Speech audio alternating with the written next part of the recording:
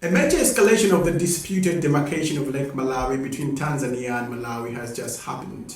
The Ministry of Education in Tanzania has new maps for Tanzanian schools which include a part of Lake Malawi, or Lake Nyasa as it is known in Tanzania, as part of the country of Tanzania.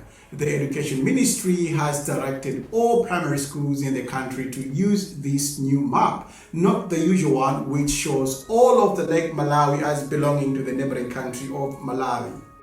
So here is part of the statement issued by the government of Tanzania. It says, ensure that all students are taught using the correct map and not the current Google Maps which contains errors, according to them. The origin of the letter is from the Prime Minister's office and was issued on 26th of November 2024. So Tanzania appeared to have outmaneuvered and surprised its neighbor Malawi. Because the Malawians, well, they really stopped paying attention to this issue a few years back, as the two presidents of Malawi and Tanzania seem to get along just fine. So then, while Malawi has been happy-go-lucky with this issue, it appears that Tanzania were secretly working on a plan to outsmart Malawi.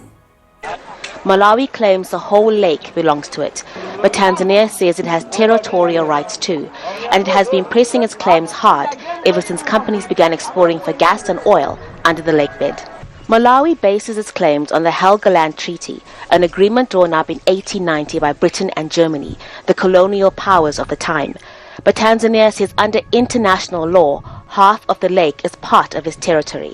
Welcome to the Yao Bantu Show. This is your host, Yao Bantu. Welcome to this channel where I make political commentary on African politics and beyond. Make sure you watch this video till the end and check out our other videos. Now, the Lake Malawi border dispute between Malawi and Tanzania over the Lake Malawi essentially boils down to Malawi claiming that the whole of Lake Malawi belongs to Malawi, while Tanzania claims that part of the Lake Malawi, which is specifically the northern part of the lake, part of it belongs to Tanzania. Now, on this channel a few months ago, I did talk about the forever Malawi-Tanzania dispute over the lake.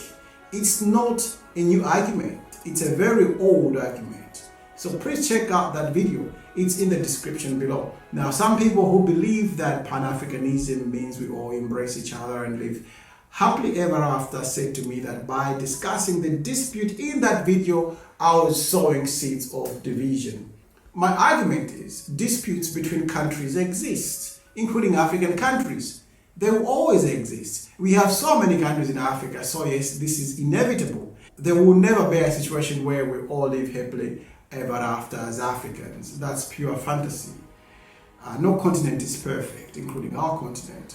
In that video many months ago, I did mention that though the dispute seemed dormant, it was very much unresolved. And yes, it has resurfaced. If you want to indoctrinate a country, children are the best place to start. Hence, Tanzania has started from there. It seems as if it's a well thought of plan. Today, we always blame the colonial governments for dividing Africa. It is a valid argument, but it is also true that nothing was done after colonialism to correct the borders. We were all excited to have our own individual countries and the power that comes with it. This unwillingness by independent governments led by liberation movements to resolve border disputes is why we are still talking about this issue in 2024 going into 2025. The center point of the Malawi-Tanzania border dispute goes back as far as 1890 with the colonial powers. The 1890 Heligoland Treaty between Great Britain and Imperial Germany played a significant role in establishing the boundary between the then British colony of Nyasaland, now Malawi, and Germany, East Africa, now Tanzania. The treaty explicitly defined the boundary between the two territories as running along the eastern and western shores of Lake Malawi or Lake Nyasa. This effectively placed the entire lake within the British sphere of influence, making it part of Nyasaland. Germany, through this treaty, formally recognized British control over Lake Malawi. So it was case closed. The whole of Lake Malawi belonged to Nyasaland, present-day Malawi.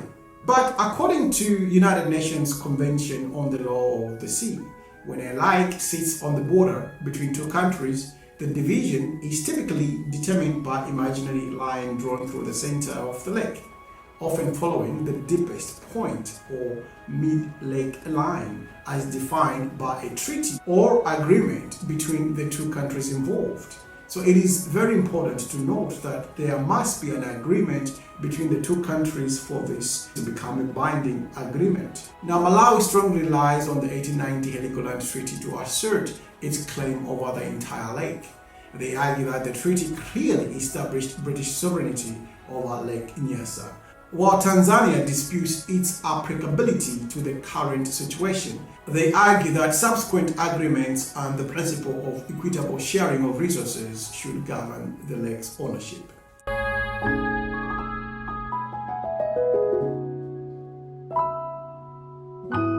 Now, we should mention that there was another treaty when the two countries gained their independence from colonialism. Tanzania had gained its independence in 1961, while Malawi was independent in 1964. Now, the 1964 boundary treaty between Malawi and Tanzania was signed on July 16, 1964.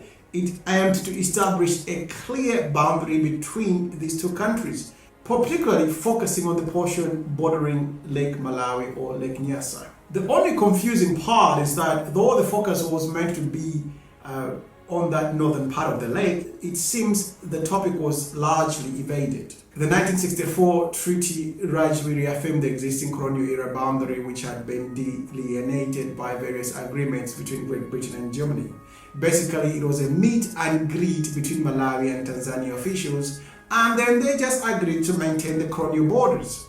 And maybe as an afterthought, what about the lake? Now, what they did was, let's just establish a joint Malawi-Tanzania boundary commission to demarcate and maintain the boundary. Now, this commission pretty much achieved nothing. Now, this ambiguity has become a central point of contention in the ongoing dispute. The treaty's silence on the Lake Malawi-Lake Nyasa ownership is a primary factor in the ongoing dispute. Both countries have sought to interpret the treaty's provisions to support their claims, leading to differing legal and historical interpretations. The problem with the 1964's treaty was its primary focus was land boundaries, not the lake. It just seems that the leadership of both Malawi and Tanzania throughout the years always put this argument in the too hard basket. But the more this is thrown into the too hard basket, the harder it is to resolve. There has been no political will to face it head on and sort it out once and for all. Malawi has drawn a line in the sand. All the presidents, from the first president of Malawi, Kamuzubanda, to the current leaders, have essentially said there is no way Malawi will give up any portion of the lake to Tanzania.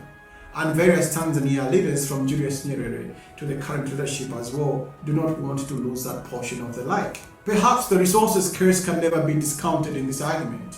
The discovery of potential oil and gas reserves in Lake Malawi has significantly altered the stakes of the dispute.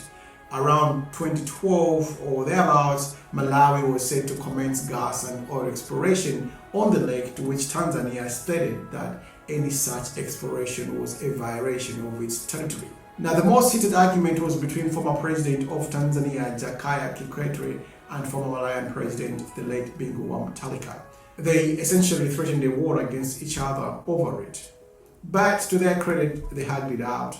Now, Tanzania's move to withdraw the mapas most definitely caught the Malawian government by surprise, who were hoping that the issue was permanently in a state of a dormant dispute. Perhaps the Tanzanian government is aware of something that the public does not know. Could it be that the Malawians maybe were about to resume gas and oil exploration? That is the question. The Malawi government is yet to respond to this major escalation by Tanzania.